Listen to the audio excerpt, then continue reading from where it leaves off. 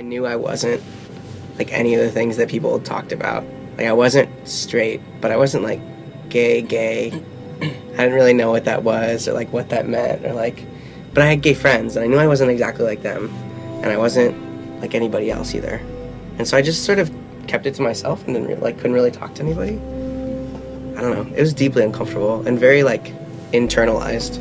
I was definitely one of those like questioning kids, but felt like questioning was like a stupid thing to be. Like that just meant that you like didn't know or you like were unsure of yourself or like weren't in touch with yourself. And I was like, I know who I am. Like, and I didn't. I think it's just funny because like everybody pretty much knew. Like there wasn't really a need for me to come out. And same thing with other folks that I knew, some of my other friends. People were ready for us to come out. People knew we were gay. But I think for yourself to be okay with it, like it takes a long time. And you're always coming out. It's not just, you don't just do it once, you do it all the time. Eduardo Garcia. I'm Sam Menifee Leiby. My name is Vincent. Our high school was like literally 100 people. Like there was 40 people in my graduating class. And my sister, you know, would talk a lot about how she stood up to a bunch of her friends even questioning, you know, is your brother gay? Like, he's so gay, and you know, he's such a homo, and he's such a fag, and just really think. I don't know. I think it was just really brave of her to be that person for me, even though I wasn't ready to be that person for myself. That's why when I think about a lot of the young people now that are like committing suicide or getting into really challenging situations, I just like there needs to be more support for them at their schools, and there needs to be. For myself, it was like about finding what I was really passionate about and what I was really dedicated to that helped me get through a lot of that stuff. Because I think if I had just gone home every day and like watched television on the couch, then I would have probably not found those systems of support or established really close friendships with people that were willing to accept me the way that I am. It was like it's like being able to use the support systems that I had in high school, and then like being able to make the connections in college, and like finding the support systems in college and connecting that to advocacy work around LGBT issues on campus.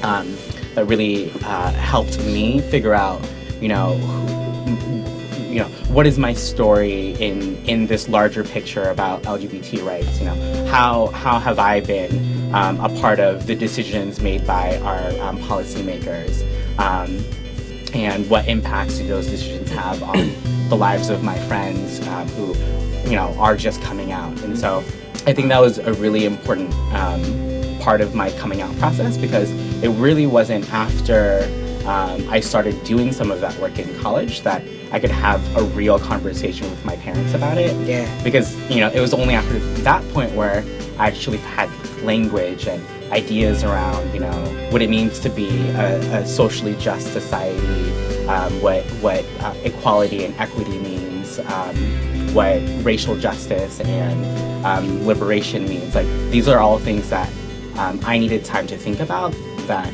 helped me talk to my parents about who I was. To work as an organizer on these like identity specific issues with this like really broad identity that like I identify with, and also recognize that like I don't embody in any way, or I don't like represent the broad diversity of experience of. So like I try and do a good job of like both advocating for myself personally and like advocating for like the issue more broadly, and like the experience of all the folks who I've ever met or like heard stories from. It's an interesting balance to try and strike. Yeah. What do we want to say to like young people that are coming out or that are still figuring it out? Like what, I mean, we can say it gets better, and it does get better, and sometimes it doesn't, right? I'm just trying to think I'm trying to think about like the way it got better for me. That's a better way to think about it. And man, like it didn't for a long time, but I mean like the way that it did too was that I left.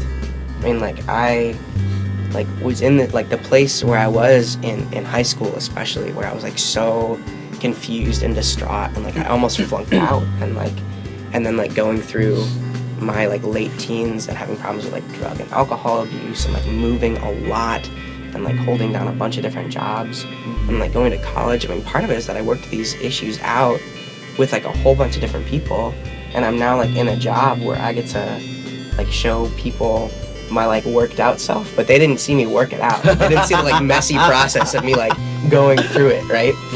But yeah, I mean, I guess it's just sort of doing messy work for a while, knowing that it's going to be messy and knowing that people will forgive you and that you'll eventually be okay.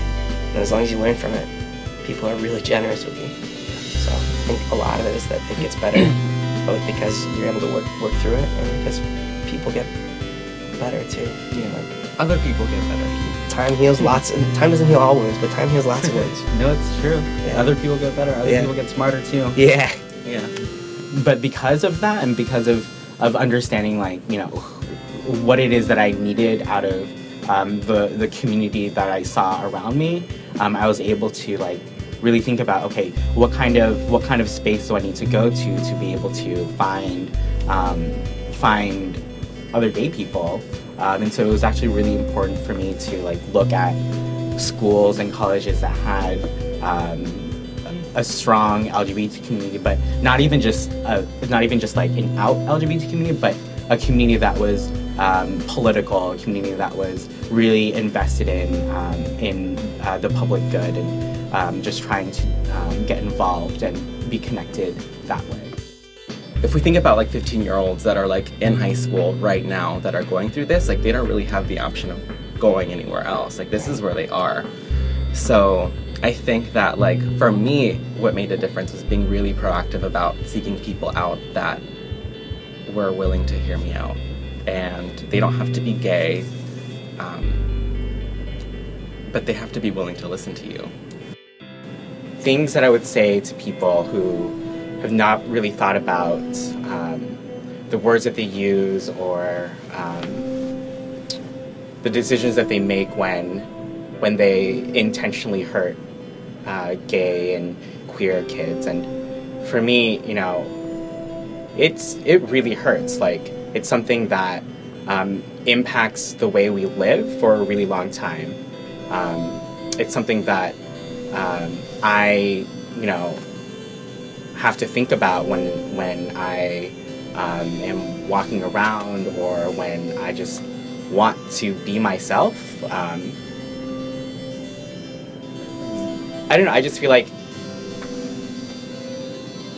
there are a lot of ways that we take for granted the way that we live our lives, and for a lot of LGBT folks, they don't have that option, and it's because of the ways that homophobia and transphobia has penetrated our society. And I would just really ask people who are allies, or even people who you know, don't even think about these issues, just to take a step back and ask themselves if this is something that they would want for themselves, or if this is something that they would want for other people that they know and care about. So